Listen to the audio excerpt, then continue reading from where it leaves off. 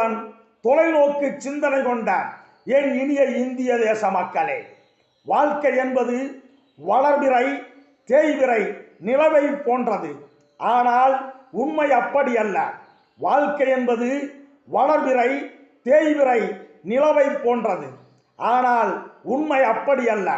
நிலவு தேய்வதும் அல்ல, வளர்வதும் அல்ல, பொய்த்தோற்றம் என்பதும் அல்ல. பூமியிலிருந்து பார்ப்பதாலும் பூமி நீள்வட்ட பாதையில் சுழன்று கொண்டிருப்பதாலும் அதன் பிம்பம் அப்படி பிரதிபலிக்கின்றது. இந்த புரிதல் இருந்து விட்டால் வாழ்க்கை என்றும் புதிராகவும் இருக்காது, புதுமையானதாகவும் இருக்காது. கடந்து போகும் பாதையில் கலக்கமும் இருக்காது, தயக்கமும் இருக்காது, மயக்கமும் இருக்காது. ஆக ஒன்று மட்டும் புரிந்து கொள்ள வேண்டும்.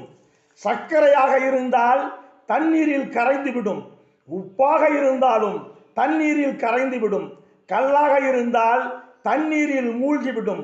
ஆகையால் கரைவது சிறப்பா, மூழ்குவது சிறப்பா? சிந்திப்பாயாக.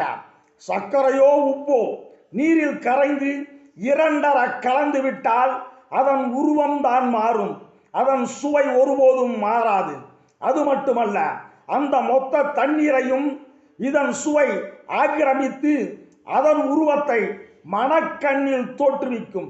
ஒருபோதும் தோற்றுவிடாது. கல் மூழ்கியதுதான். தண்ணீருக்கு வேண்டுமானால் சிறிது கொள்ளளவை ஏற்றிவிடும், வேறொன்றும் கிடையாது. இந்த கொள்ளளவு அனைத்தும் சர்க்கரையோ உப்போ அதன் ஆற்றலுக்கு ஏற்ப அதுவும் உயர்த்தும். உயர்ந்தது மட்டுமல்லாது மொத்த வரவும் இதற்கே சேரும். உப்பு தண்ணீர் என்றோ சர்க்கரை தண்ணீர் என்றோ. ஆக கல் மூழ்கினால் கல் தண்ணி என்று கூற இயலாது. ஆதலால் வாழ்க்கையில் வெற்றி கொள்ள இரண்டர கலக்க வேண்டும். ஆதலால் வாழ்க்கையில் வெற்றி கொள்ள இரண்டர கலக்க வேண்டும். கல்லாக மூழ்கிவிடக் கூடாது, தக்கையாக மிதந்து விடவும் கூடாது. மிதந்தால் அதன் முதுகில் ஏறி பயணித்து விடுவார்கள். திராவிடம் போற்றுவோம்.